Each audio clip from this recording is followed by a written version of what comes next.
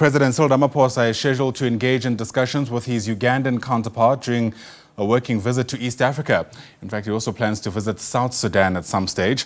This follows his recent meeting with Rwandan President Paul Kagame in Kigali. Let's get you a sense of how this leg of the visit, the one in Uganda, is likely to unfold. Bring in our correspondent, Leon Sedange, who joins us now from that country. It's great to see you, Leon. Thanks very much indeed for making time to speak to us. It wasn't too long ago when Yoweri Museveni was in Pretoria here in South Africa. We were told at the time it was to strengthen bilateral relations between the two countries. I imagine much of the same is going to take place where you're at today.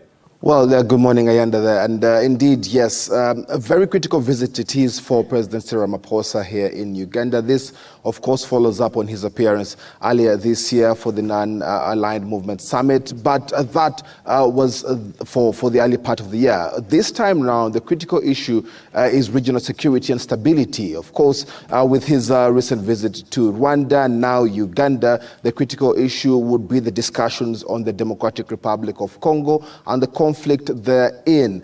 Just in February, South Africa announced that it will be deploying about 2,900 troops through the SADC mission in DRC. Of course, that is to support the DRC armed forces in fighting the rebel groups and armed groups within the eastern part of DRC.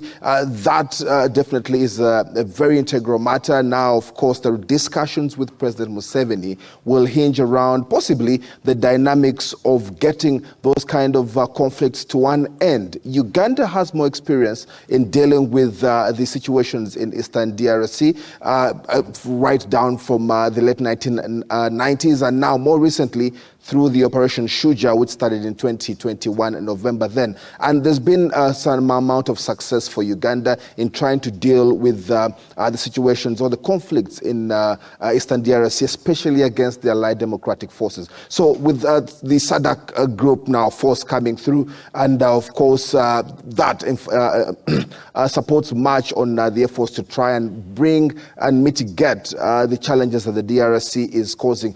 Stability definitely remains a very critical issue, given the fact that DRC is a member of the East African community and also a member of SADC. Yeah, and you know, whenever we speak about the situation in the DRC, there's always concerns around the impact it might have on the region itself. I wonder if you can just speak to us about some of the considerations that are being made as these two leaders try to put their heads together for hopefully what would be a long-lasting solution. Ultimately, it should come through as supporting each other in trying to deal with that situation. Congo has vast resources, mineral-rich country, and of course that plays an integral role in how the other countries around it, of course, operate. And instability in the DRC and just as much in other parts of the region, of course, means instability elsewhere. And that, of course, limits several things for the development and social political engagement of these nations. DRC and Rwanda have a conflict that is, of course, creating, well, much discomfort, and not just for the DRC and Rwanda, but also for Uganda.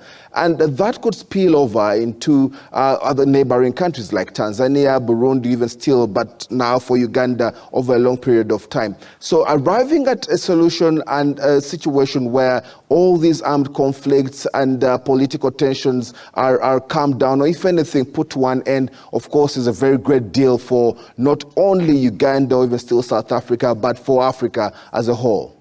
Yeah.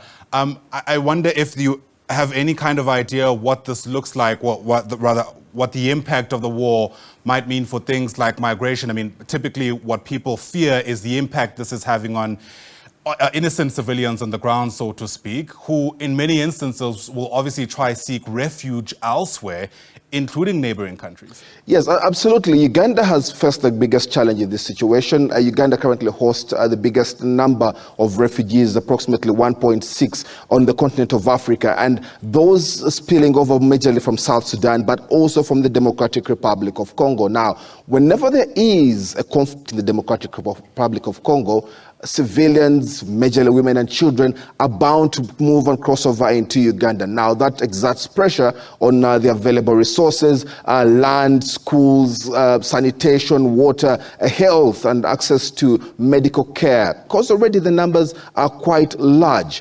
And Uganda has consistently seen thousands of the civilians coming through, especially from the border, eastern part of DRC moving into the western part of Uganda. So it has a great impact in Uganda. Now, moving down further to Rwanda, of course, the instability therein just as much exerts pressure on the neighboring communities and the increased level of insurgency that puts a great deal of bother on the region. So it indeed goes without saying that the conflicts in the eastern part of the DRC have a huge amount of pressure on Uganda and Rwanda, but then also the neighboring countries in regard to the refugee situations and the access to relief.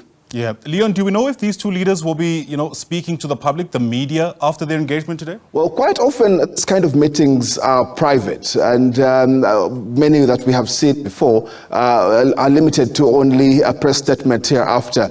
That has not been put on the itinerary, at least. Very likely we can at best get a communique from that discussion, quite often brief on what exactly they'll have discussed, but we'll definitely have our ears on the ground on the extras and possibly the other points of discussion that the two leaders will have had. But we believe that the discussion, like I said earlier, will hinge around trying to arrive at regional stability, and importantly also matters around the East African community and the engagement in South Sudan as well, because Uganda plays just as much an important role in trying to deal with the transitional process in South Sudan just as much as South Africa does.